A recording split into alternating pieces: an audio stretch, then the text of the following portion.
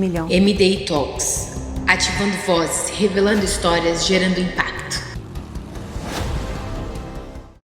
Hoje estamos aqui para mais um episódio do MDI Talks com a doutora Eloá. Ela é uma advogada de imigração e acabamos de ter um evento aqui para a comunidade brasileira com muita informação. Eloá, eu fiquei assim, surpresa com o nível de entrega e de informação que você passou aqui para a nossa comunidade. Eu agradeço, Tati. Realmente sempre foi o meu desejo poder compartilhar as informações, especialmente para a nossa comunidade brasileira. A gente sabe que até na internet as pessoas estão ali desesperadas, querendo informações realmente que podem ser verdadeiras, corretas, porque realmente muitas vidas estão sendo impactadas com situações que a gente está vendo. Doutora Eloá, conta pra gente um pouquinho da sua história. Então, a minha história pode que seja interessante, mas a minha família é do Chile, nasci no Brasil e cheguei aqui com a idade de 8 aninhos. Então, os pais já são de outro país e morando em outro país. Fiz o meu doutorado aqui e tenho um escritório em Massachusetts, mas já há anos representando pessoas que moram aqui na Flórida. E hoje em dia, com essa questão de prisões, detenções, e o meu escritório especializa na área de processos de remoção, já há muitos anos, eu decidi de dar essa oportunidade, né, de poder ter mais contato, especialmente com pessoas como você, Tati, porque você abriu espaço para que eu pudesse fazer o workshop aqui e realmente foi um sucesso e muitos estão agradecidos, né, por esse tempo. Então, é o meu desejo. Que bom. E nós colocamos uma caixinha de perguntas no Instagram para que as pessoas pudessem colocar ali as suas dúvidas. E hoje nós vamos estar aqui fazendo essas perguntas para a doutora Eloá para sanar algumas dúvidas, porque como a gente teve aqui o workshop, até eu vou fazer algumas perguntas das que eu vi que foram muito interessantes para a gente trazer, porque tem muita gente com medo nesse momento que nós estamos vivendo aqui de imigração, e eu vou abrir aqui o meu Instagram para poder ver as perguntas. Quando a pessoa paga a fiança e sai, tem como se regularizar ou a chance é mínima? Então, claro que tem chance se é uma opção. Por exemplo, a gente tem tido casos de pessoas que nunca tiveram contato com a polícia, pessoas que estão aqui já há muitos anos, filhos nascidos aqui. Recentemente representamos um cliente que estava em detenção. Ele saiu de detenção, pagou a fiança, tudo mais, e hoje em dia estamos lutando por um processo que a gente chama de 42B, que é a lei dos 10 anos. Ele tem um filhinho que tem uma condição médica e nisso a gente está apresentando, né, evidências, o depoimento dele, o motivo que ele precisa continuar morando aqui. E se a gente tem a aprovação do juiz, já é um processo de um green card, de uma legalização. Temos pessoas que pagam fiança, saem de detenção, entram em processos de asilo. E você viu que no workshop eu passei vários exemplos de asilos que você realmente consegue, porque graças a Deus eu tenho tido nesses anos não somente casos de asilo, mas também um exemplo, a gente teve uma juíza de imigração no nosso escritório fazendo podcast, ela passou várias dicas e é muito importante que as pessoas entendam. Você entrou em detenção, saiu baixo de fiança, não significa que acabou, que agora você não tem opções. Agora é o momento de buscar uma assessoria para ver que opção, para que você esteja aqui o mais tempo, para uma futura saída voluntária, ou para que você realmente esteja lutando um caso que a gente chama de defesa. Uau! E tem muitas pessoas passando por esse problema de estar lá e não ter um advogado que possa estar representando, né? Claro, porque tem advogados que especializam, exemplo, mais em processos de vistos ou processos familiar, tem advogados que só fazem o processo de fiança e tem outros que o que é o nosso escritório, a gente faz todos os tipos de processo, até aquele processo do habeas corpus, é onde a gente tem que ir numa corte federal fazer um pedido, uma petição para que possamos ter uma audiência na área de fiança perante uma corte de imigração. Então, realmente, e a gente vê muitas pessoas que contratam advogados em outros estados, que não falam o seu idioma, não sabe qual que vai ser o processo, não sabe como pagar a fiança, né? Então, graças a Deus, a gente tem uma equipe no Celedon, né? Somos 3 advogados dentro do escritório e uma advogada que trabalha de Canadá, que atende em assessorias, e temos paralegais e assistentes trabalhando até do Brasil. Uau! Sim, interessante. graças a Deus. Sim, então vários lugares para poder atender melhor sim. Os clientes, Sim, né? porque temos também clientes de Portugal, da Itália, clientes que estão no México. Então, assim, claro que a maioria, vou te falar, meio de 60%, 70% são brasileiros. Eu vou te falar, eu tenho um carinho muito grande para a nossa comunidade brasileira, não porque eu nasci no Brasil, né? Mas realmente é porque todos esses anos morando aqui, eu tenho estado em comunidades onde há muitos brasileiros. Uhum. Temos uma outra pergunta também, se o juiz estipular a fiança e eu não pagar, posso pedir a deportação voluntária? Claro, sim. E a deportação voluntária, ela não é um direito. Você praticamente tem que convencer o juiz de forma que você conseguiu a sua fiança, você tem que convencê-lo que você tem boa conduta, se você entrou com visto, você pode mostrar evidências que você entrou com visto. Agora, se você não tem um advogado, né, e você não consegue colocar essas evidências perante a corte, você pode falar para o juiz, porque o promotor, ele tem essas informações também. Você fala, olha, senhor juiz, eu não cometi nenhum crime aqui, eu só passei do prazo, ou eu tive uma entrada pelo México, mas eu tenho feito tudo, praticamente tudo certo, mas o meu desejo é poder voltar ao Brasil. Então, você pode optar. Existem 2 tipos de audiência num processo de remoção, a de fiança e o processo em si de remoção. Então, o juiz, ele pode falar para você, olha, eu acabei de tomar uma decisão a seu favor, do seu processo de fiança, eu entendo que você não quer sair baixo fiança, você prefere voltar ao seu país. Então, o juiz, ele pode escutar a audiência da remoção, da saída voluntária, ou ele marca uma data para que você possa fazer o seu pedido formalmente da saída voluntária. Mas sim, é possível. Uhum. E se a pessoa for pega e o juiz estipular uma fiança e essa pessoa não pagar, o que acontece? Então, aí a pessoa fica em detenção e a minha recomendação é pedir a deportação, ou seja, uma saída voluntária. Então, por isso que existem 2 tipos de audiência, a de fiança e a audiência do processo de remoção. Então, isso está acontecendo com muito, realmente, infelizmente, muitas pessoas que não têm condições de pagar a fiança, porque normalmente ela pode ir de $1.500 até $20.000. Então, se você consegue a fiança, né, e o juiz dá um valor alto e você não consegue pagar, então a minha recomendação é que quando você tenha o seu master hearing, que é a audiência preliminar, ou durante a sua audiência de fiança, você já pode pedir ao juiz, olha, eu não tenho condições, eu não tenho como pagar, eu prefiro a minha deportação. Uau! E agora mudando, né, dessa parte de juiz, de estar preso, para um visto F2. Temos uma pergunta. Meu F2 foi negado por falta de biometria. Nunca recebi o agendamento. Já faz mais de 1 ano. Sim.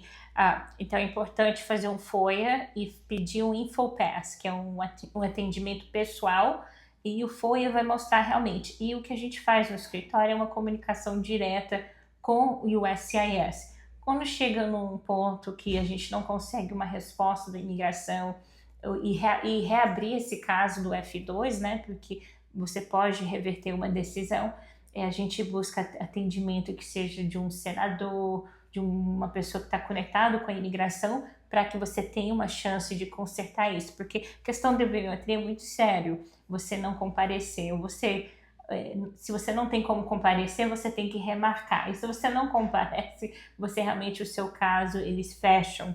Entendi. E como estava em alta a repercussão do caso daqueles advogados que estavam dando entrada, diziam que dava entrada, mas não dava. Essas pessoas que foram lesadas, lesadas que fala? Sim. né? Lesadas por essa empresa. O que você aconselha elas a fazerem agora? Buscar um advogado na área de imigração, porque existem duas possibilidades. Primeiro, o advogado que vai olhar essa situação que você passou, a gente analisa se vai um nível de negligência. Porque se é um nível de negligência de um advogado, é igual um doutor. Se ele não faz o trabalho correto, ele deixa de fazer, ele, em vez de operar na perna esquerda, ele opera na perna direita. Essas coisas acontecem, é parte da vida. Mas sim, existem pessoas maldosas, que sejam advogados ou não, ou trabalham para advogados. Então, um advogado honesto, íntegro, ele vai analisar, ver realmente os detalhes, ver realmente se esse advogado que te prometeu, um exemplo, um asilo, e nunca apresentou o seu processo de asilo, a gente teria que possivelmente colocar uma queixa contra o advogado ou explicar o que aconteceu no seu processo. Eu vou te passar um exemplo. Conheço muitas pessoas que contrataram, que seja um escritório, um advogado, para um processo de asilo. E o asilo é recomendável você apresentar ele dentro de 1 ano da sua entrada. Porque se você deixa passar 1 ano sem uma boa razão, e tem que ser boa razão mesmo, um exemplo, negligência de um advogado, ou você sofreu um acidente de carro, porque se você coloca o asilo depois de 1 ano da sua entrada, se torna um asilo mais difícil de conseguir e menos benefícios. Se você apresenta ele dentro de 1 ano da sua entrada e você ganha esse asilo, aí você pode aplicar depois de 1 ano um processo de uma legalização e depois de 5 anos a cidadania americana. Então eu vejo isso como, especialmente aqui na Flórida, as pessoas pagando agências, advogados e nada acontece no processo. Então, a gente, como o escritório, nós como advogados, a gente analisa se vai um nível de uma queixa contra o advogado, que a gente pega isso muito a sério. A gente não vai ficar colocando queixa para todo mundo. A gente tem que estudar o caso, analisar se realmente houve uma negligência do advogado. Por isso a importância de vocês pesquisarem antes de fecharem com alguém que se diz advogado. Sim. Porque nesse caso da Legacy, parece que eles tinham licenças que não eram verídicas, né? Correto. Não, e uma questão muito interessante da Legacy, deixar bem claro, se você foi vítima, mesmo que eu já tive assessoria, você falou, não, eles me deram o meu permit, mas a pessoa nem sabe que processo tem, né? É bom você ter uma segunda opinião, porque se você sofreu, por exemplo, ameaças, né, da Legacy ou uma agência que trabalhou dessa forma, que um exemplo, se você não paga o tal valor, eu vou ligar para a imigração, ou você vai ver o que vai acontecer no seu processo, ou você não vai receber esse permit, é uma extorsão, é um crime aqui nos Estados Unidos. E o xerife aqui, o John Mina, ele tá pegando muito pesado nisso, porque você pode possivelmente aplicar pelo visto U, mas você tem que ter uma conversa com o advogado, porque não é só questão de aplicar, né? Isso aqui não é uma questão que você não deve levar muito a sério. Você tem que primeiro ter uma análise dessa situação, porque agências como a Legacy, é o que eu falo, trabalham com advogados, supostamente, que eu falo advogado fantasma. Te prometem que durante o processo você vai ter um advogado. Então, um alerta para todos, não assine um acordo sem você ter tido, no mínimo, uma assessoria, uma conversa com o advogado, porque é igual o dentista, aquele exemplo que eu passei aqui na palestra. Você não vai para uma assistente do dentista para fazer o seu tratamento do seu canal, o que for. Você quer diretamente que o dentista faça esse trabalho, né? E o dentista não vai pegar o que você precisa de conserto nos seus dentes sem ele realmente estudar o seu caso, né? O seu quadro. E é igual um advogado sério, ele tem que estudar o seu caso, ver se realmente há uma possibilidade. Entendi. E nós temos uma outra pergunta aqui. O que devemos fazer quando a polícia nos abordar? É interessante. Então, primeiro, o mais importante é você permanecer bem calmo. Porque se a polícia, se é um agente, você quer realmente estar calmo, porque às vezes você pode falar muita coisa que não deveria. Então, um direito que todos têm, esse direito constitucional de permanecer em silêncio. Então, a primeira pergunta que eu faria é: desculpa, por que você me parou? Agora, eu já tive uma situação, né, de um cliente que a polícia, o agente estava atrás de uma pessoa que tinha as mesmas características dele, né, o rostinho, né, parecia muito com o que ele estava atrás. E logo ele já foi falando o nome dele, falou o status dele aqui, que ele já tinha passado da permanência, desde dar a oportunidade ao agente fazer as perguntas. Então, não logo já vai falando que você está fora da permanência, mostrando seu passaporte e falando, entrei com visto, porque se você não está em dia no seu visto, na sua permanência, não vai te ajudar. Então, o importante é você permanecer em silêncio, escute a pergunta, porque quem sabe a pergunta vai ser, você pode dirigir aqui legalmente, me passa seu driver's license, me passa seu registration, e confirmar que realmente você pode dirigir legalmente e que seu carro está registrado e fica por lá, do que você ficar falando e depois abre aquela porta que não era necessário. Quem fala demais se enrola. É. E nós tivemos uma pessoa que estava aqui na palestra e ela falou sobre um caso de uma pessoa que estava com a janela quebrada e não podia baixar e acabou que ele abriu a porta e foi deportado. Passou por um processo de detenção e o caso dele não foi aprovado. Realmente. Então, o que eu disse, assim, o meu conselho é, se você está com problema no seu carro, por exemplo, um vidro que não abre, fica ali um papelzinho, escreva em inglês, my window is broken, I cannot open. Ande com o seu carro em dia, não anda com luz queimada, não fica com aquela velocidade que parece que você é Superman, né? Seja sábio, né? Em casa, evite problemas com a família, de brigas, de gritos, evite o que a gente vê muitas pessoas entrando em processos já de detenção, são questões de atos criminais contra outra pessoa. Um exemplo, brigas, agressões. Então, dirigindo intoxicado, dirigindo embaixo de algum uso de droga. Então, evite esses problemas, porque realmente a questão está muito mais séria, está muito mais difícil hoje em dia tirar pessoas em processo de detenção, porque os juízes não somente estão olhando de que forma você entrou no país, mas sim quais antecedentes que você tem, se você é uma pessoa de boa conduta, se você realmente não é um risco de fuga, se você não é um risco de perigo para a comunidade. Então, se você evita isso, e se você, por exemplo, foi preso porque você estava sem licença, ou você estava uma pessoa, infelizmente, que eles confundiram, ou eles decidiram prender você porque você, como eu, temos cara de imigrante. Então, o mais importante, evite de dar muita informação. E aí eu falei também sobre a questão se o agente bater na porta da sua casa, essa é a próxima pergunta que eu ia fazer agora. E isso é muito importante, o que eu falo. A sua casa é o seu castelo. Então você tem mais proteções, direitos constitucionais dentro da sua casa do que fora. Porque dentro da sua casa você pode permitir quem pode entrar. E quem pode entrar seria através da sua autorização ou um mandado de busca, né, de prisão, que tem que ser assinado pelo juiz federal ou estadual.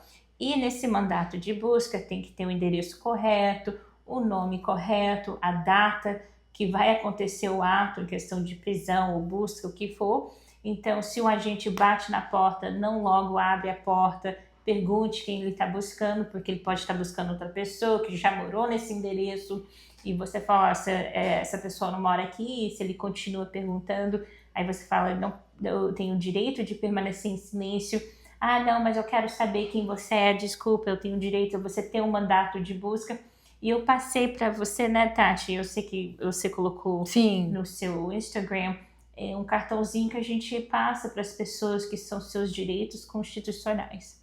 Isso é muito importante, você ter essa informação. Eu coloquei no meu Instagram, eu vou até tirar uma outra foto, vou ver se eu consigo colocar aqui para vocês tirarem um print também na hora da edição, porque a gente saber como agir no momento que os agentes estão lá é o crucial, né? Sim, sim. Crucial. Totalmente. E o que mais? Vamos ver. Quem tá, por exemplo, de estudante aqui, sim, que tá trabalhando. Ah, Jesus. Ou tem muita gente chegando e tá criando um movimento, está se expondo na internet, o que você diria para essas pessoas? Menos internet e se você, um exemplo, eu como advogada tenho que falar, não é para trabalhar, mas se você está fazendo isso, ou você, os exemplos mais assim, que a gente vê mais na comunidade, as pessoas que estão no F1 e estão trabalhando até que seja de influencer, mostrando, trabalhando de delivery, né, com a Uber, fazendo entregas, você tem que evitar, porque a rede social, ela vai além do que a gente imagina.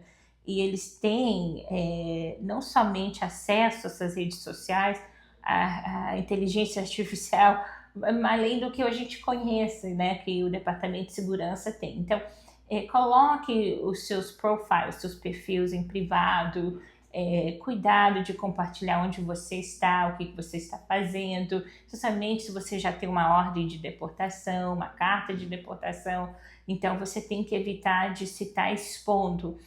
Outra questão muito importante que eu não mencionei na palestra, que muitos estão nessa situação, são cartas de ausências perante a Corte de Imigração.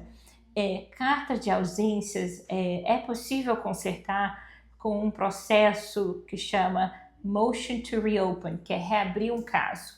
Tá? Então, a gente teria que pedir perdão pela sua ausência e também demonstrar de que forma você estaria aqui lutando um caso. E se você não tem uma opção, um processo de uma legalização, uma história de asilo, o que for, a gente pede uma saída futura, de saída voluntária. É importante consertar isso, porque não somente pessoas que cometeram crimes estão fora de status, mas as pessoas que estão com essa ordem de ausência porque ficaram com medo de comparecer numa audiência ou entraram 20, 30 anos atrás e era muito comum naquela época, as pessoas rasgavam os papéis, né, dos agentes e deixavam de comparecer nas audiências por medo. Então é um momento que a gente tem que fazer uma análise.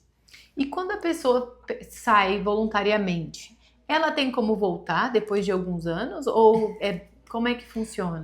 Então, existe o castigo de 3 e 10 anos. Essa questão da autodeportação que o Trump está oferecendo, e as pessoas, vou pegar a autodeportação e que você pode voltar futuramente, isso aplica para um quadro de uma pessoa que não acumulou presença irregular no país.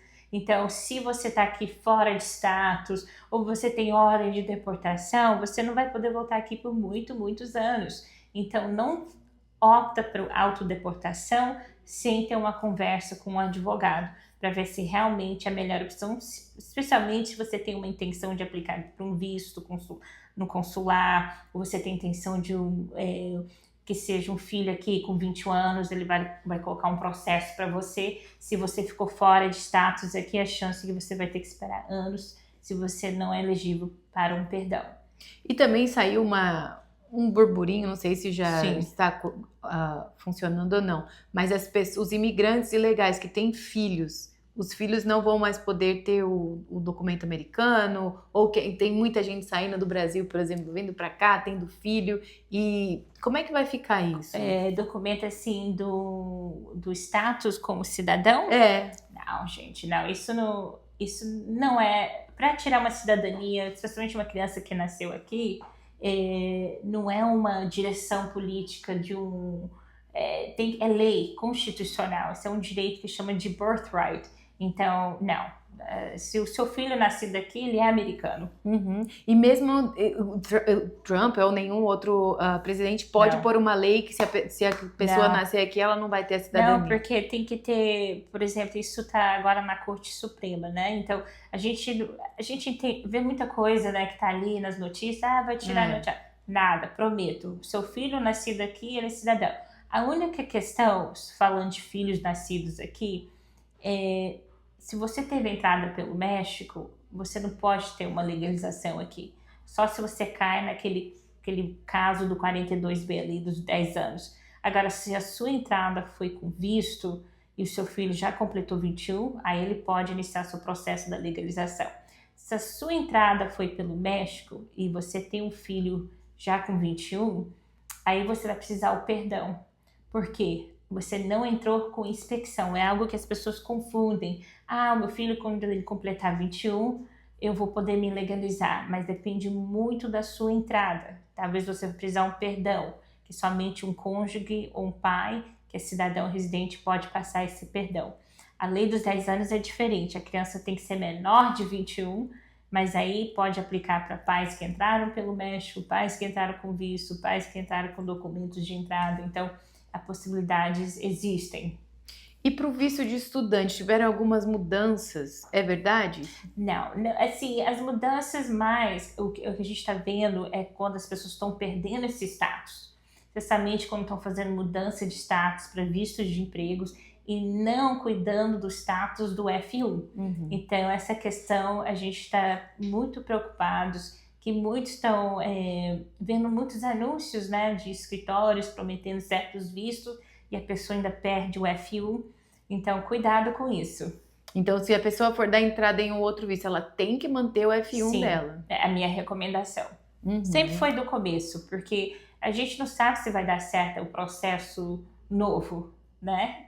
Igual quando as pessoas falam, eu tenho um processo de asilo e eu vou casar com um americano.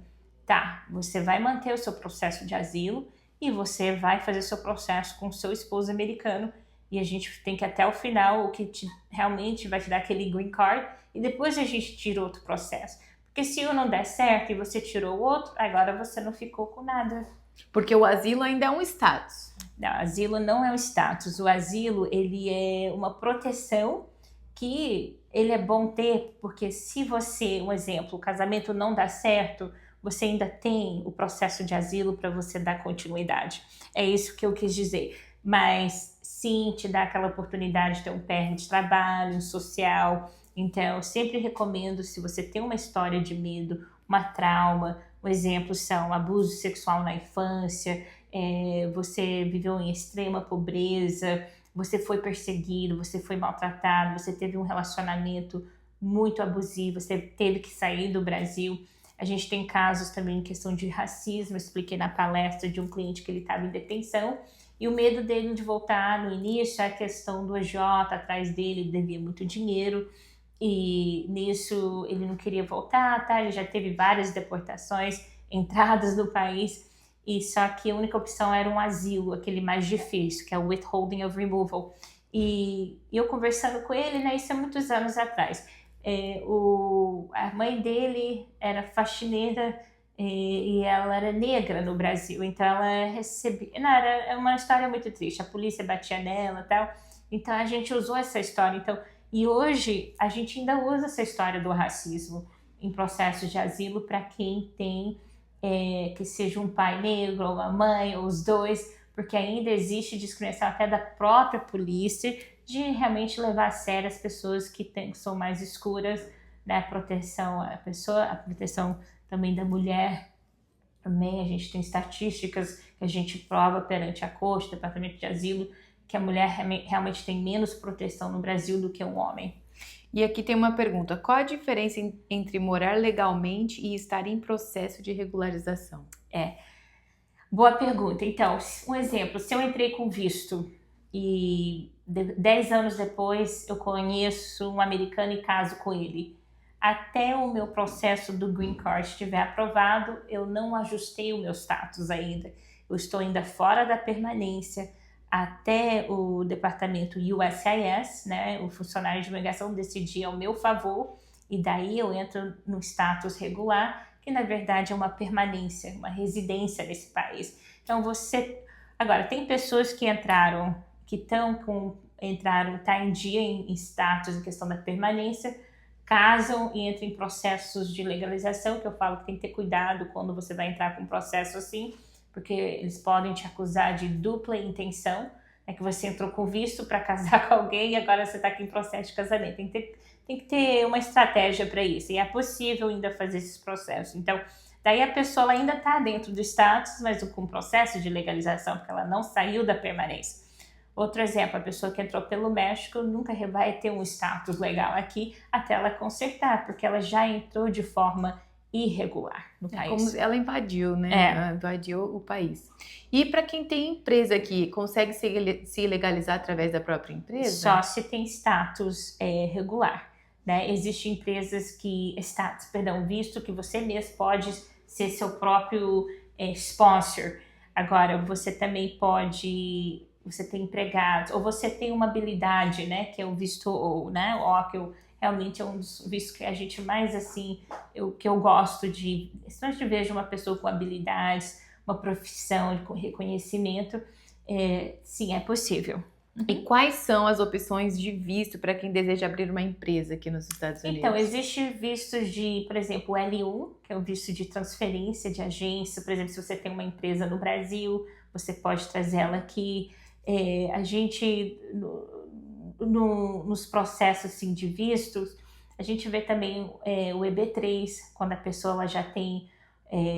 a gente fez também o E2, que é uma pizzaria que eu falei no workshop, de uma família que é brasileira e italiana, e o E2 tem um trato que chama, um acordo com a Itália, né? E nisso ela conseguiu a pizzaria dela através, como investidora do business de pizzaria dela. Então, tem opções. Entendi. E aí, para essa empresa que está lá no Brasil vir para cá, ela tem que demonstrar um certo X de faturamento? Tá, depende. Tem uns que você tem que ter $500 mil, né? E tem outros que não. Depende muito do que se faz. Do business. Do business. Por exemplo, uma empresa de telecomunicação. Sim. Que trabalha com essa parte de fiação, sabe? Sim, sim. Eu esqueci o nome agora.